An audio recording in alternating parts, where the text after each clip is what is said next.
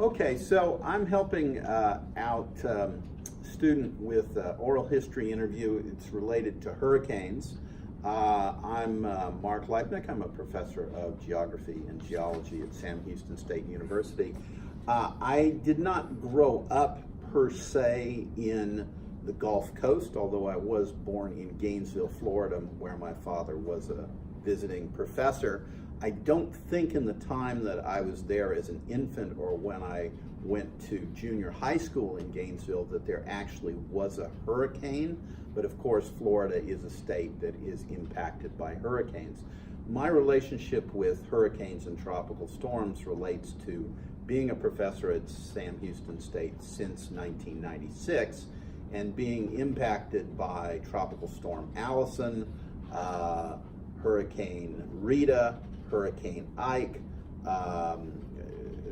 Hurricane Harvey, and then observing Hurricane Katrina and having visited New Orleans just before Hurricane Katrina, and then visiting New Orleans about a year after Hurricane Katrina and doing a hurricane tour related to Katrina. So I have some involvement with Katrina. So starting with the first of those storms, Allison, I was actually doing some research on floods and droughts related to Fort Hood, and was out in Killeen, Texas at the time Allison appeared from nowhere.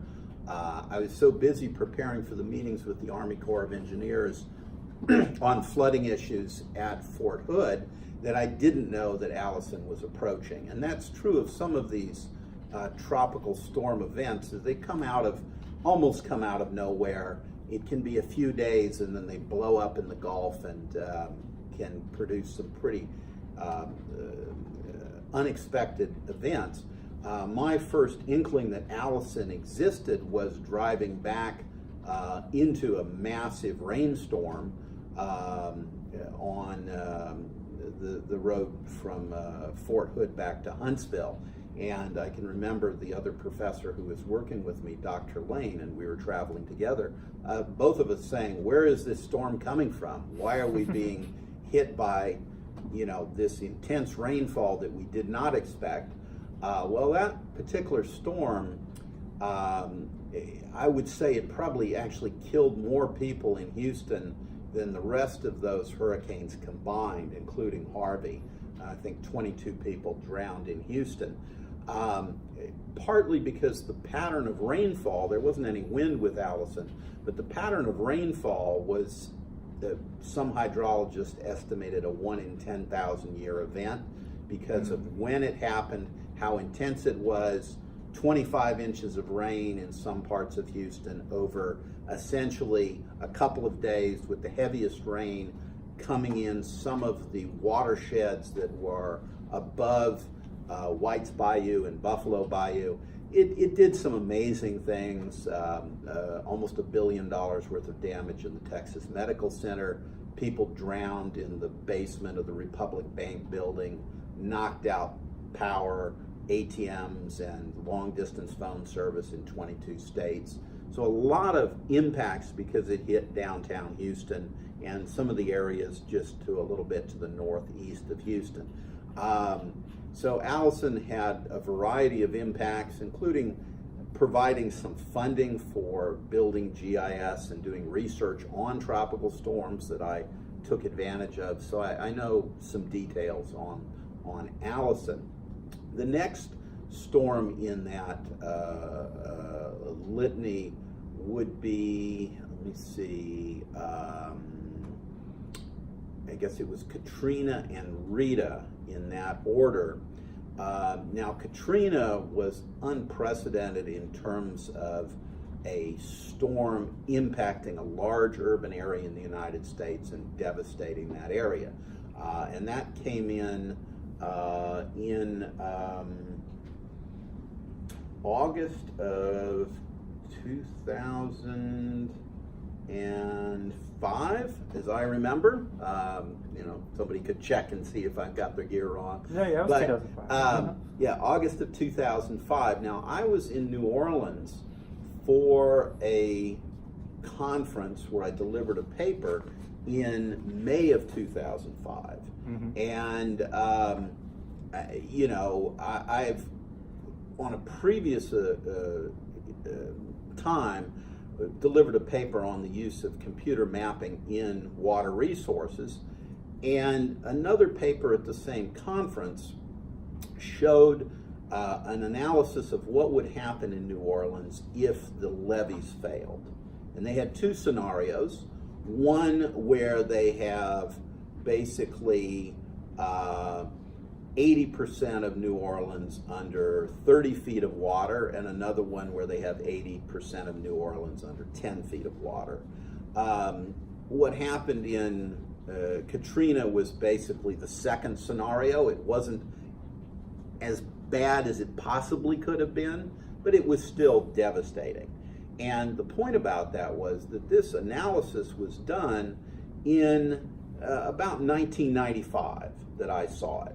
Well, in Katrina, there were government officials and other people saying that it's not possible, that we didn't know that the city could flood that badly. Well, that's not true. Engineers, scientists, hydrologists were aware that because Lake Pontchartrain is 1 foot above sea level and parts of the city are about 11 feet below sea level, if you get a 10-foot storm surge that comes into Lake Pontchartrain, you've got 21 feet of water in the lowest parts of New Orleans if the levees separating Lake Pontchartrain from the city fail, and they failed in 10 different places. Don't they have like a really small elevation level? Like they're not. Well, as I said, many parts of New Orleans are below sea level, and some are as much as 9, 11 feet below sea level. That's crazy. And there's this large lake which is connected to the Mississippi River and the Gulf called Lake Pontchartrain, which is just slightly to the north and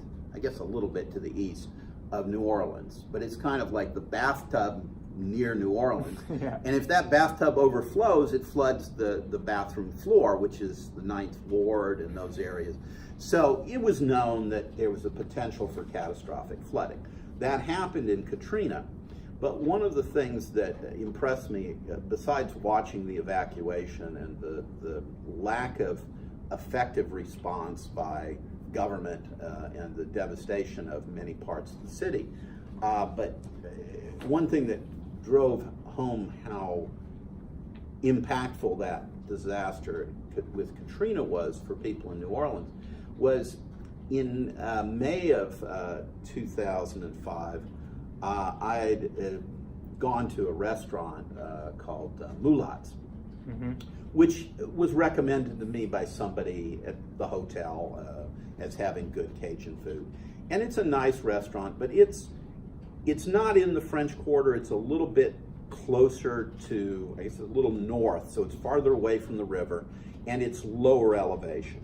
One of the things about New Orleans is the highest elevations are right along the Mississippi. Those used to be like islands next to the river. And then as the town grew, it moved back into swamps and stuff closer to Lake Pontchartrain, which are at lower elevations. Anyway, this particular restaurant was in an area that was about, I would say the water was 10 or 12 feet deep at that point. But there was a TV news reporter who was looking at the aftermath of Katrina, and there was a woman who was in a wheelchair who was on the porch of a building, and her caregiver was trying to get help for her. The woman was neck deep in water, so the water was already up on the porch of this building, and then she's sitting in a wheelchair on the porch of the building, and she's neck deep, so it's about 12 foot deep water, I suppose. And that picture, you know, was on covers of newspapers and in national press and stuff. But what I realized looking at the image more carefully is she's sitting on the porch of that restaurant, where I was 3 or 4 months earlier. You know, it's not below water. It's not, there are people eating and enjoying life, and then it's like obviously devastated. A year later, I went back to New Orleans, visited the same place. That restaurant was still wiped out. It had been flooded and put out of business. you did see a lot of reconstruction going on, and I did take a tour of the lower Ninth Ward. There were still a lot of abandoned buildings. We took a look at some of the areas where the T-walls had collapsed, and at that point on that visit, they were doing construction to try to repair that. So that's sort of my experiences with respect to Katrina, which isn't directly being part of that hurricane.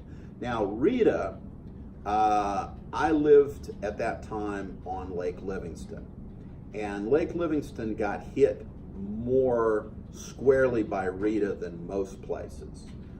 Lake Livingston had winds of about 110 to 118 miles an hour at the south end of the lake.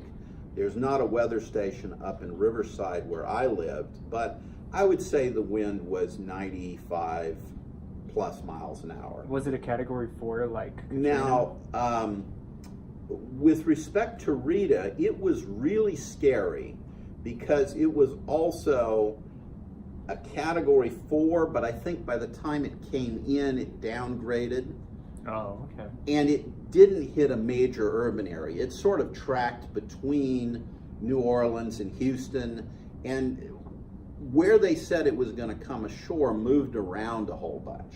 Yes, sir. So, and that's one issue with hurricanes is they'll run these models, and at the last minute, the hurricane takes a right turn or a left turn.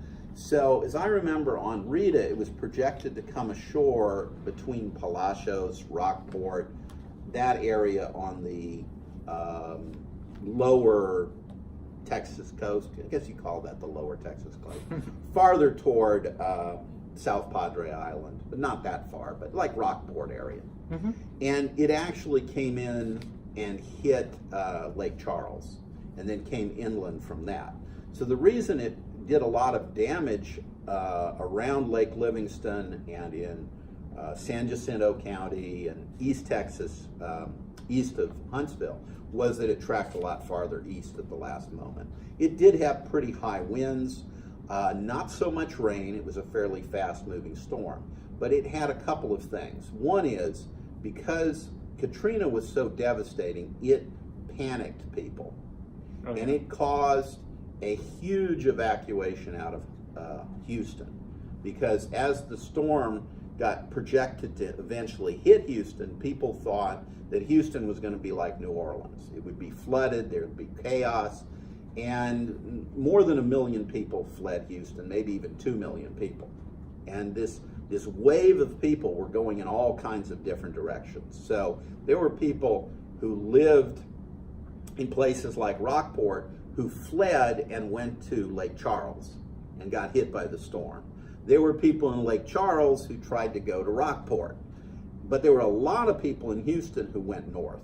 Mm-hmm. And that created an apocalypse. I mean, I would say it would look like an apocalypse, which was that I-45 had, well, eventually they made all 4 lanes or all 6 lanes just go north. But it had a situation where they didn't bring in enough fuel to support that many cars. Oh boy. And there weren't any hotels. Mm-hmm. And you had tens of thousands of people whose cars just broke down along the side of the road. And there are people driving in the median, there's people driving in the northbound lanes, the southbound lanes. The whole thing is just bumper to bumper packed cars. And at one point I crossed I-45, not because I wanted to get tied up in this terrible traffic jam, but because I was boarding up all the windows on my house, because the storm was projected to produce really high winds. So my response was to buy plywood, and I bought some, and I boarded up some of the most crucial parts of the house, and then I had some time and I decided to go get some more lumber. I was going to, not Home Depot or Lowe's there wasn't a Lowe's in Huntsville, but Home Depot ran out of lumber, they ran out of batteries, they ran out of all kinds of stuff. But there was another lumber yard that had some plywood. So I was going to buy plywood, but I had to cross I-45. I looked at that and I was like, crazy. But if you look at the death toll in Rita, most of the people that died in Rita died in the evacuation, including people who burned up in a bus. There were lots of automobile accidents and just hundreds of thousands of people that were stranded. So the evacuation for Rita was not handled well at all. And a lot of the people that fled Houston, there wasn't any wind and there wasn't any rain in the areas they left. So, you know, it tells you that evacuations need to be handled better, and I think that was one of the lessons they learned, was to try to give people more direction. It's like, you either need to leave or you don't. Don't leave too early, don't wait too long. But of course, in New Orleans, you have 50,000 or 100,000 people that are trapped in New Orleans, so that panicked people. Were you worried about staying in Rita? You know, I think sort of. Early on, it was, okay, I'm going to board the windows up. I've got batteries. I've got enough food. I've got enough water. I'm kind of isolated out here. Mm-hmm.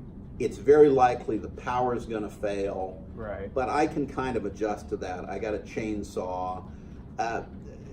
People did, they're a little more independent out there. But in Ike, I experienced a much more severe power failure.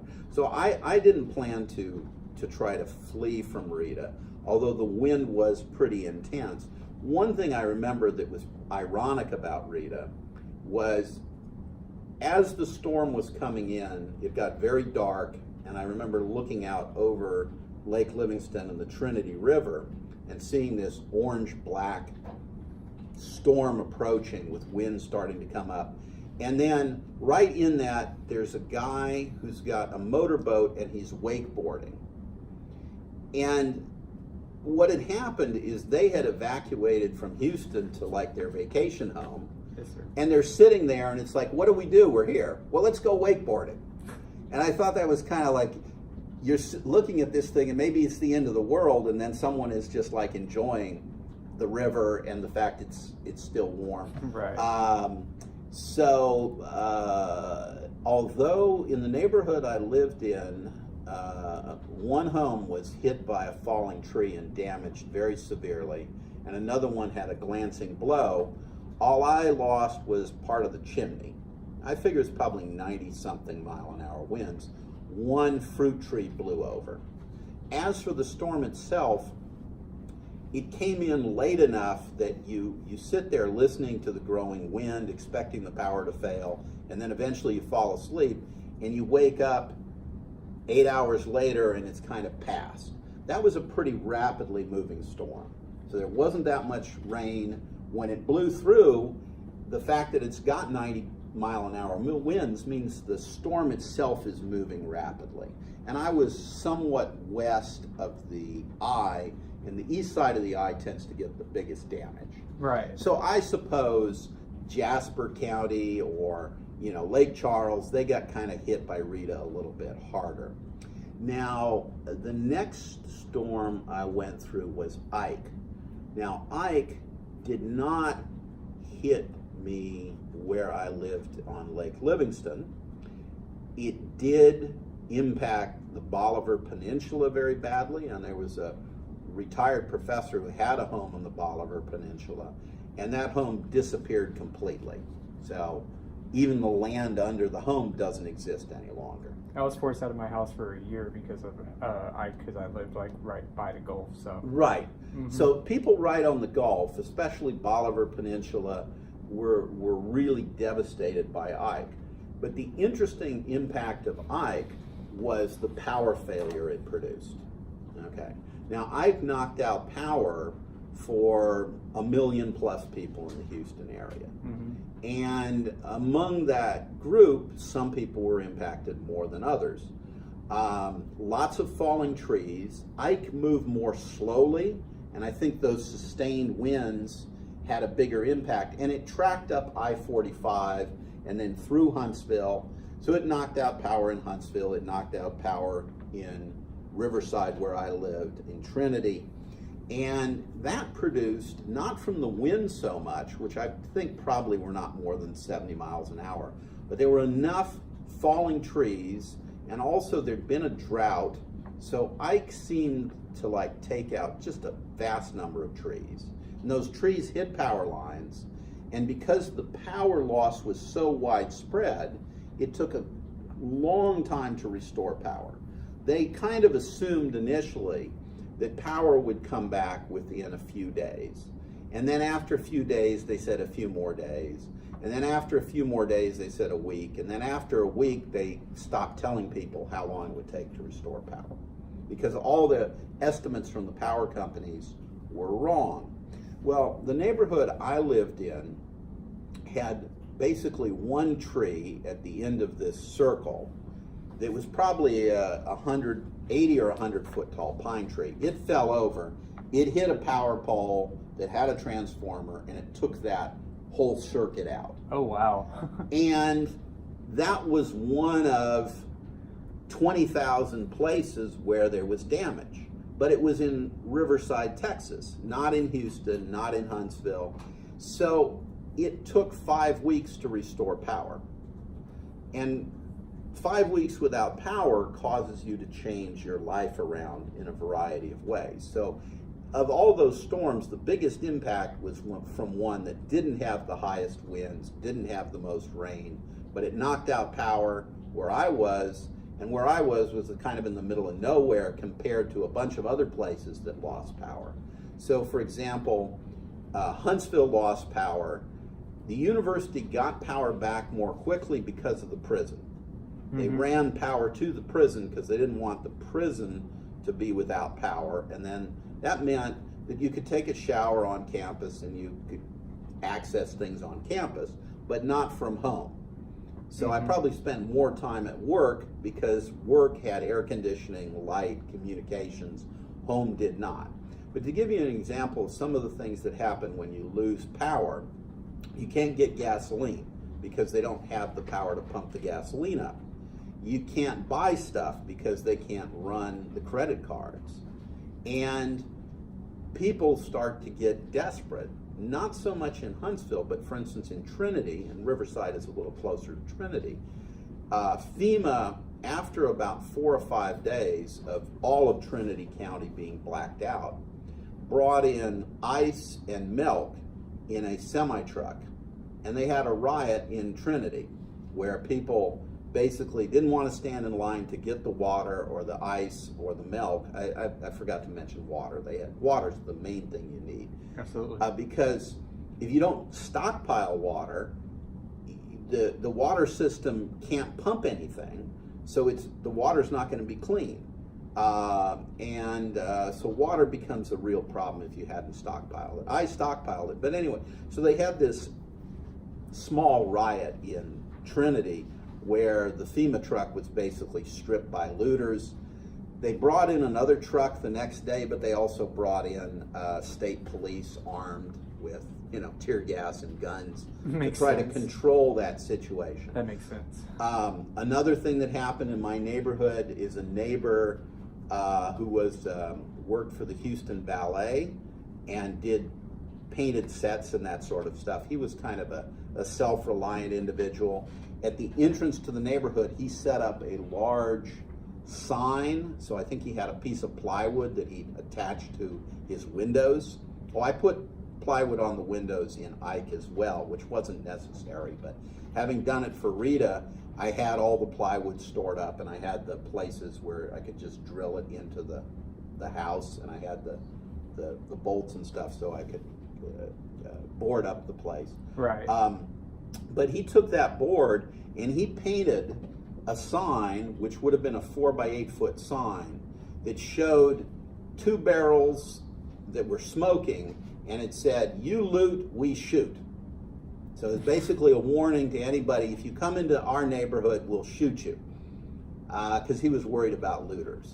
Whether there were any looters or not, I had heard that there were some people who were like cruising the neighborhood kind of slowly. They were run off by another neighbor. Whether they were just lost or whether they were looking for a house to loot, I don't know. But there was a certain amount of looting that went on because of this 2-week, 3-week, month-long, whatever power failure. Oh, okay. A few responses I made to that power failure. I did a lot of cooking with camping stove, because I've got a camping stove, but the problem was finding fuel became a real problem. It was hard to find like propane and stuff? Well, this was Coleman fuel, actually. Oh, okay. But yes, it became to the point where you had trouble finding charcoal or Coleman fuel or propane because people, and the same thing with diesel. The city of Huntsville water plant has a backup emergency generator that runs on diesel to provide water to the city. They had to search all over the state of Texas and beg a whole bunch of different entities and finally pay a lot of extra money to have diesel brought in. Mm-hmm. Otherwise, they would have lost water in all of Huntsville.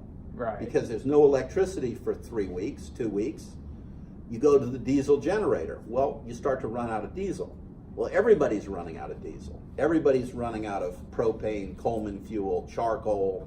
You're starting to say, well, okay, I'm going to go out in the woods and cut some firewood so I can cook something.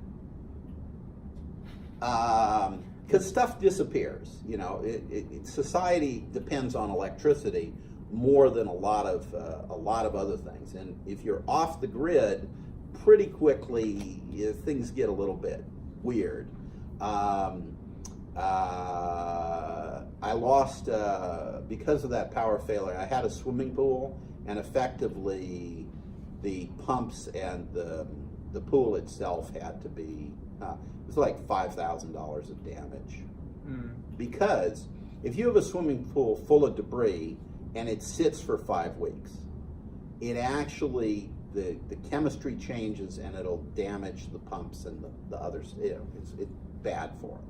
Yeah, you have to pump all the water out, and then you have to replaster the pool. Yeah, so that was like the biggest dollar damage. There was one large tree that fell over in my yard also, and I had to cut it up with a chainsaw. The neighborhood was closed by a tree that fell over, but I had a neighbor who had a chainsaw and they cut their way out. In fact, a lot of people had to cut their way out in Rita, out of these areas. Because as I said, the wind wasn't as high, Ike, excuse me. Rita, the winds were higher, but they didn't last as long. Right. But in whatever the path or whatever, in Ike, there were lots and lots of fallen trees, just everywhere. And right. that plus the loss of electricity caused problems. There was one thing I remember about Ike that was funny, and that was we'd already lost power, and so I knew that there wouldn't be a well, there wouldn't be any, because I had a well that would provide water, so I wouldn't be able to take a shower.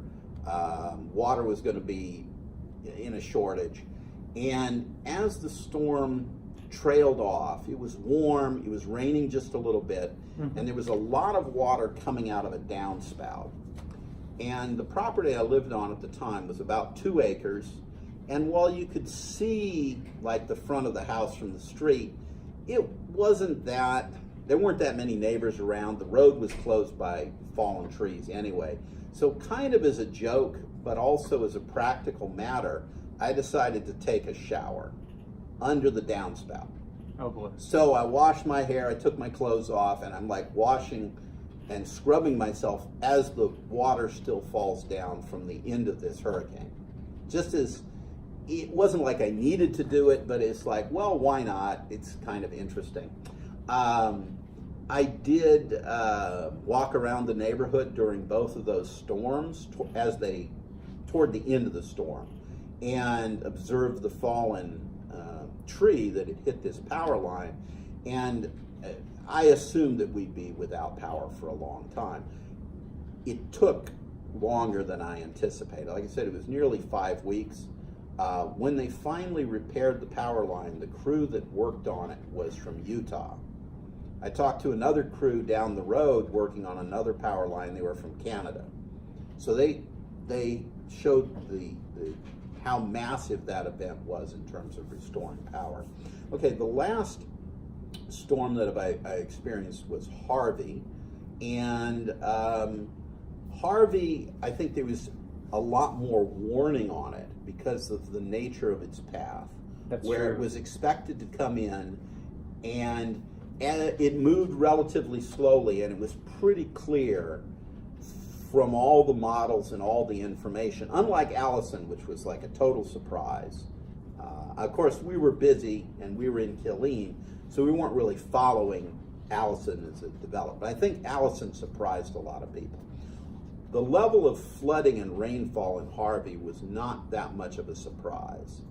It was anticipated it was going to move very slowly. It had a whole lot of moisture, and it was going to move through the Houston area and do a lot of damage. Part of the understanding of how much damage it would do was because of Allison. It was a lot more modeling and a lot more understanding of what a storm like that could do. With Allison, with Harvey, excuse me, I did stock up on emergency supplies because it was pretty clear that there was going to be like a week of chaos. My assumption was there was going to be a power failure for that week or 2 weeks. That didn't actually happen, at least to me, but the rain was, of course, very intense on that. And as I was getting those emergency supplies, which interestingly, milk disappears, bread disappears, but tortillas don't. Why that is, but tuna fish does. All the canned tuna disappears. But for some reason, tortillas, there's lots of tortillas. I don't know why the bread would disappear, but the tortillas wouldn't. But I ate a lot of tortillas. At any rate, I'm talking to someone sitting in this line of people who are buying all the canned tuna and all the bread and all the milk and whatever they think they need for a week without power. And I was talking with this guy about storm events in Texas. And I mentioned to him that the rain could, of course, be very intense because in Allison there was between 25 and 30 inches of rain over. The storm kind of made a figure 8, so it's sort of like over 4 days, but most of it was toward the end of that storm. But I remember mentioning to him that that was not a record, that the record in the Houston area happened in a tropical storm in 1979, where there was 43 inches of rain in a single day, and that's on the west side of Houston. And I remember also mentioning him in Hurricane Claudette, the previous year, 1978, a storm had come in and hit Medina, Texas, and dropped 48 inches of rain in 2 days. And those are the North American 24-hour rainfall record and the storm rainfall record. And so I was talking with this guy just before Harvey arrived about record rainfall. Well, it turned out Harvey actually exceeded the storm record rainfall with maybe 53 inches over like 4 or 5 days. But it didn't exceed the 24-hour total for that storm in 1979. Anyway, with respect to Harvey, I had good reason to know it was coming. At that point, I was living in the Woodlands. I was aware of where my home was in relationship to the flood mapping. And I was aware that the Woodlands has put in place an effort to minimize flood mapping by floods by deepening some of the storm drains, and where I was about the highest point in the entire Woodlands. So I was pretty confident that I was not going to be seriously impacted by that storm based on knowing what the GIS was. And I observed the storm. The first day there was just some scattered heavy rain. Next day, pretty intense rain. Next day, more rain. The day after that, more rain. And so you get a Thursday, a little bit of rain. Friday, pretty heavy bands coming in. Saturday, it rains the whole day. Sunday, it rained the whole day, but harder. And by that point, probably 25 to 30 inches of rain had fallen just in the woodlands, and some areas got 20 more inches than that. And then the worst flooding came late on Sunday and early on Monday. That's true. Now, I was watching the water levels and taking a look at the flood map, and I went out with my dog to a number of the local streams during Harvey to observe the peak flooding, and looked at that in relationship to what's called the 500-year flood events. And the water levels on Bear Creek, Panther Creek, Spring Creek were over the 100-year event, and on Spring Creek they were over the 500-year. Now, I didn't go too close to Spring Creek because I didn't want to get my car stuck. So I parked in an area that was higher and walked to some of the upper end of the stream. It was the lower end of the stream that did the most damage. And there are people I know who lost their homes, their cars on flooding in spring. Where I was in the woodlands, the flooding was well out of the banks and it was past the 100-year. It was starting to flood things like schools and stuff, but it was more, for me, just interesting to wade around in it, knee deep in the water. You do have to be careful though, because if you were to, for instance, cross a footbridge and that happened to collapse when you crossed it, well, you'd be out of luck. And many of those streams, you didn't want to try to drive across them. There's too much water coming out. You really didn't want to drive around at all. And so that was kind of my take on Harvey. Overall, having lived through these events, I would say that it shows the dependence of people on things like electricity, and that if you lose electricity, I would say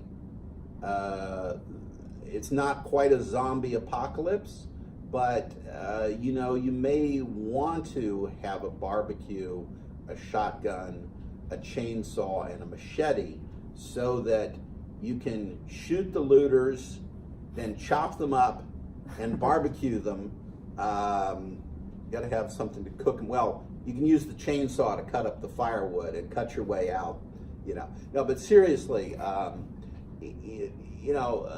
society is not that far away from a collapse of civil order if you lose electricity.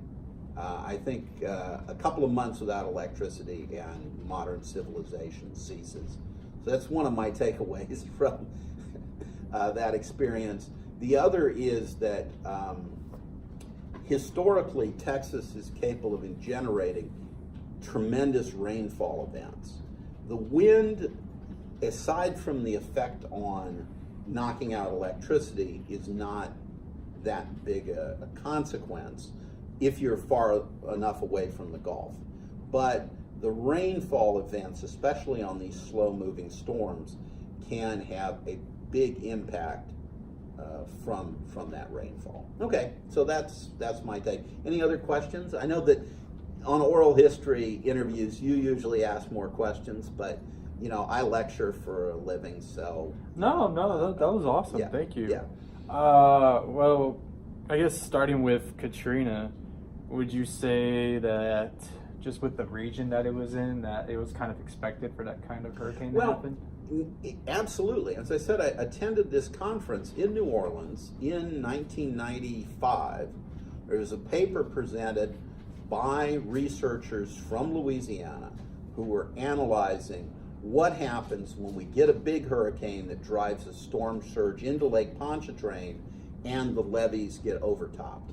Now, their model was a 20-foot storm surge and the levees are overtopped. What happened is it was about a 10-foot storm surge and the levees collapsed. But either way, there's this wall of water and it just stays there because it's below sea level. The pumping plants need electricity, and if they don't pump, New Orleans is like a bathtub. 60% of the town fills up with water and it stays there for months. So that was understood because of the nature of the region, the proximity to the Gulf. I think there are some changes in climate, but severe hurricanes have hit Galveston, of course, in 1900. But Indianola, Texas was wiped out in the 1860s by 2 hurricanes. Camille hit the area around Corpus Christi, I think that was Camille, with really high winds.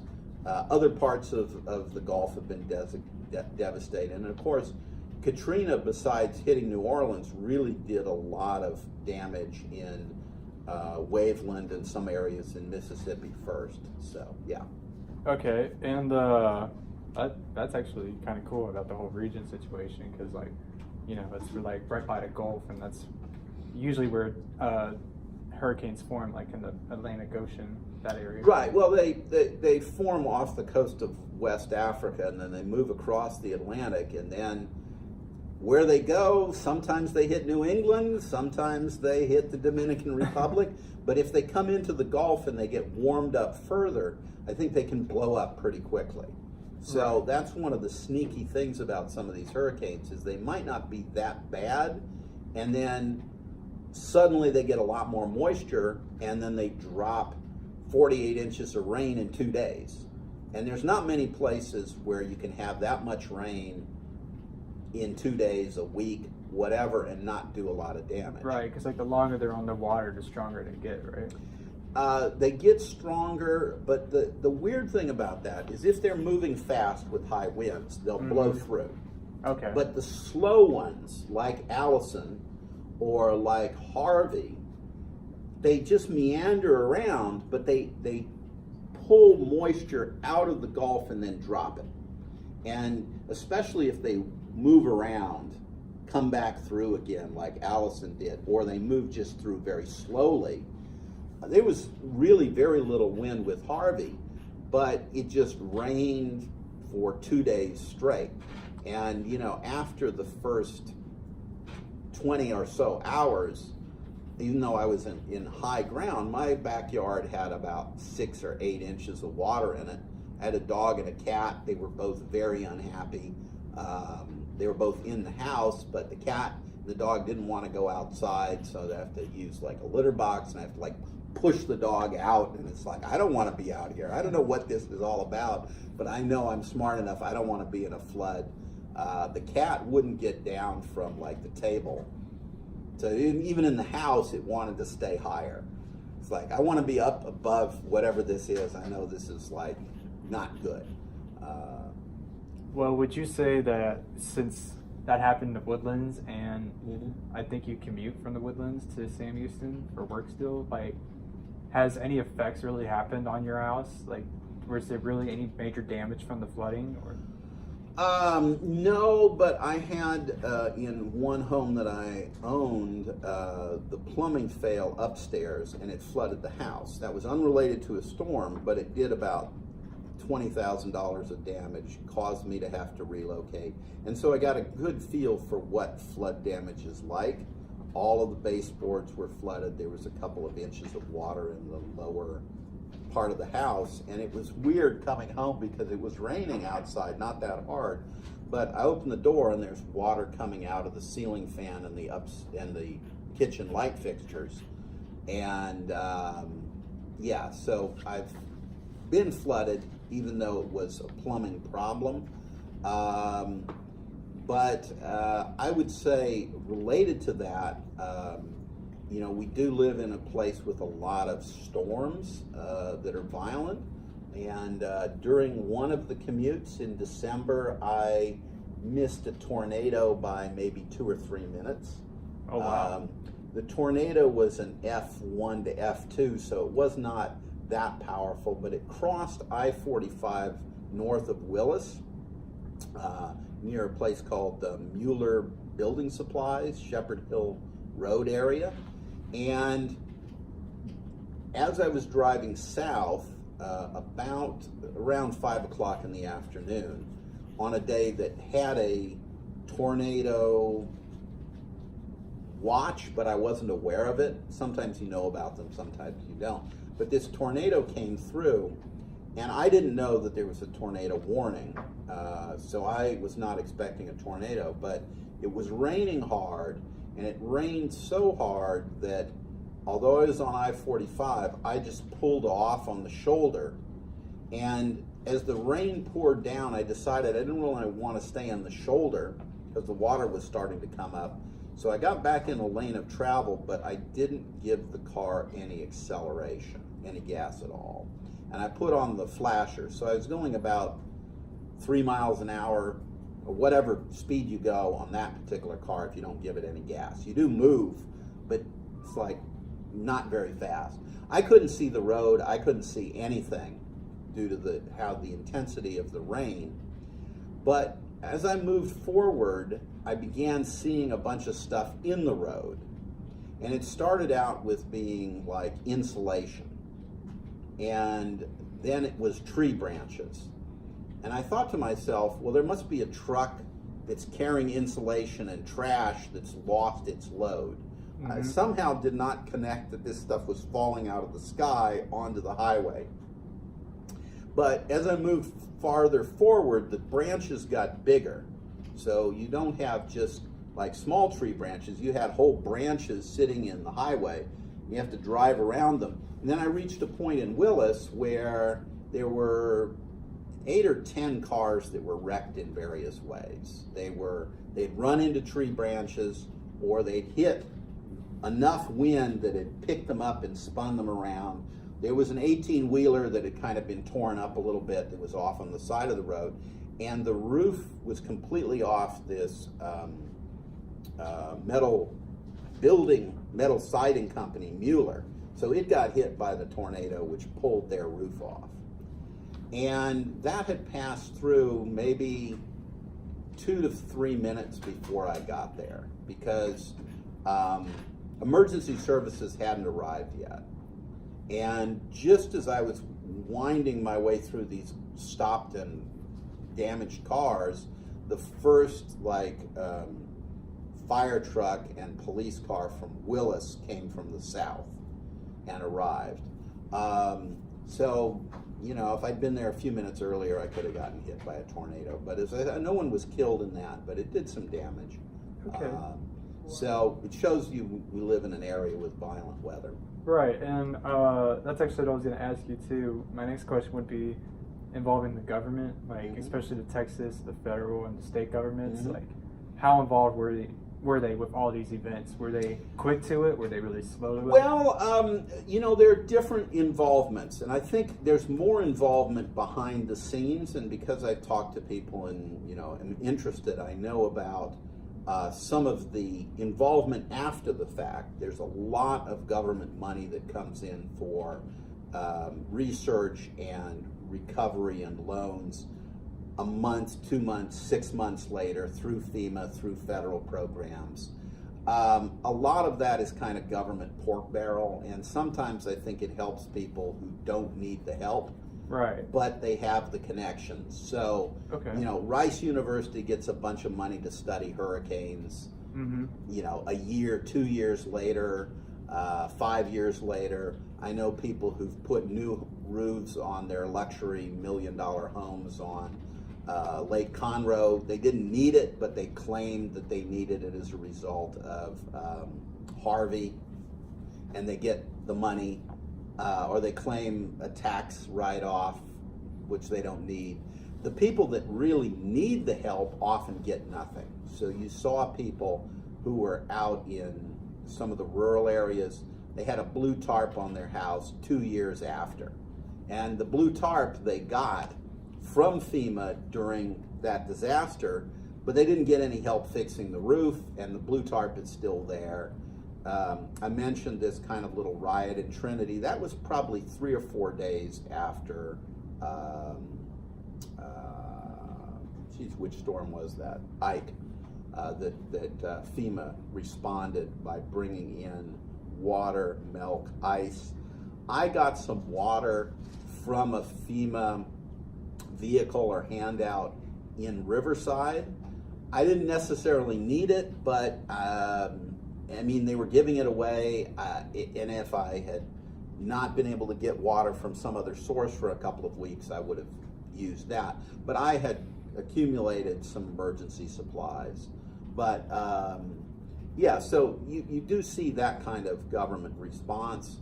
You also see a lot of efforts to do things like restore power and water, and some of those are less coordinated than they could be. So especially in the evacuation for Rita, I think it was handled very badly.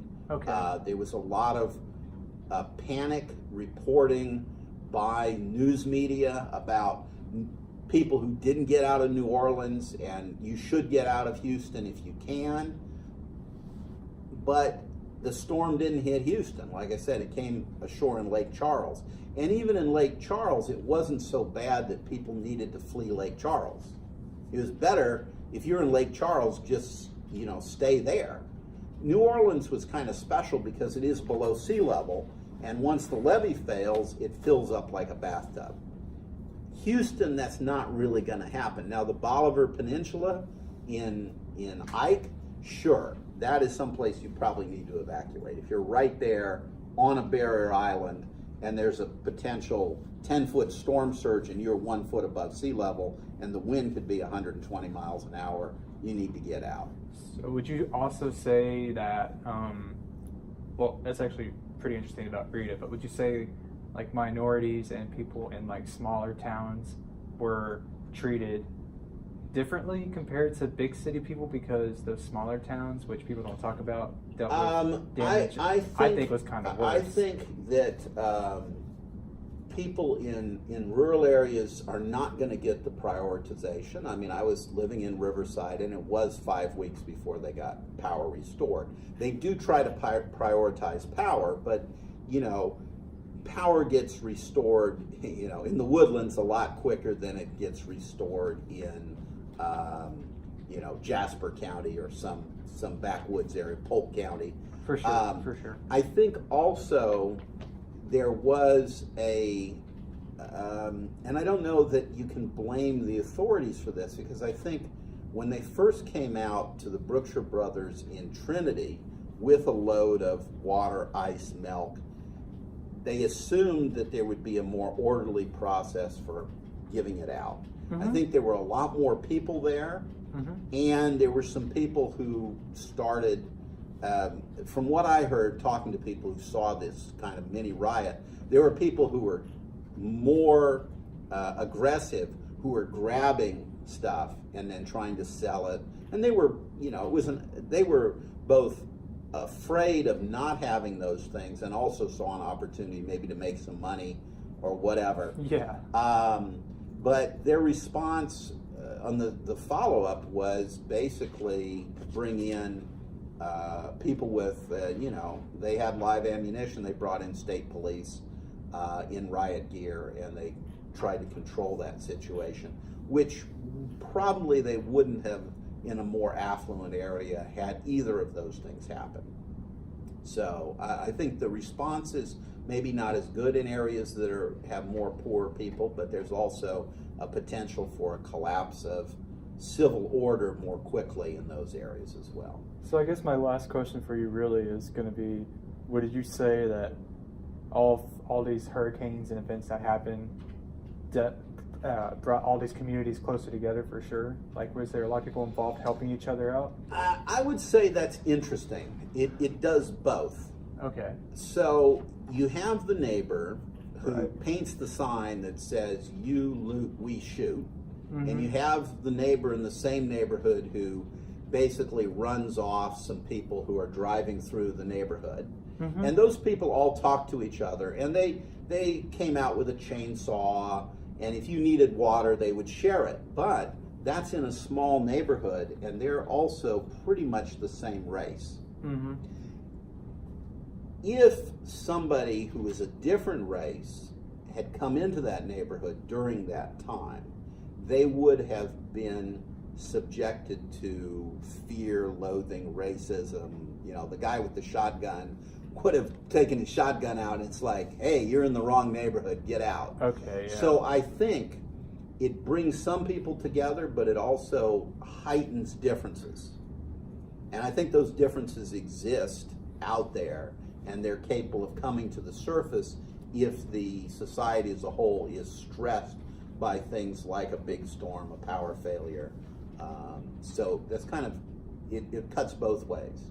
All right, and I guess would you say we're well prepared for another one after Harvey, or would you say Harvey was prepared? It was just I think the preparation has. I think the preparation has improved, but it's not just Harvey.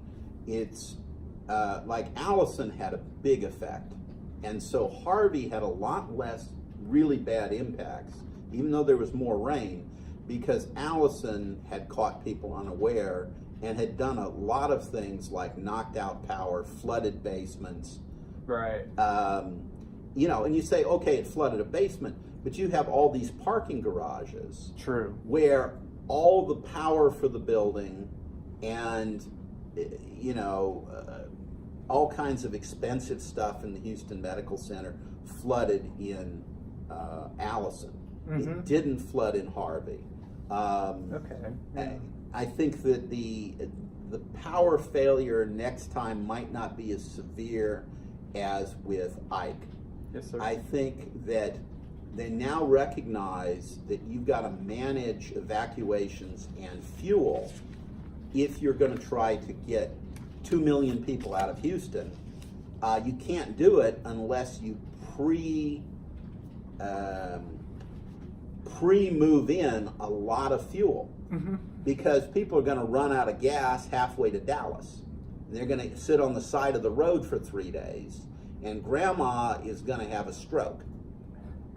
Or, as happened with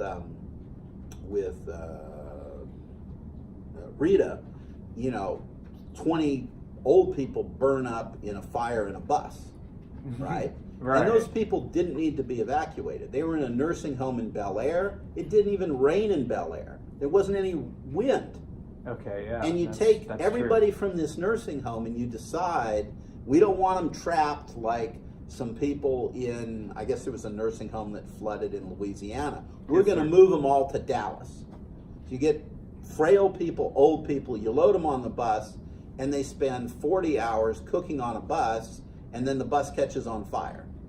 Even the ones that didn't get burned up, they still spent 40 hours on the side of the highway.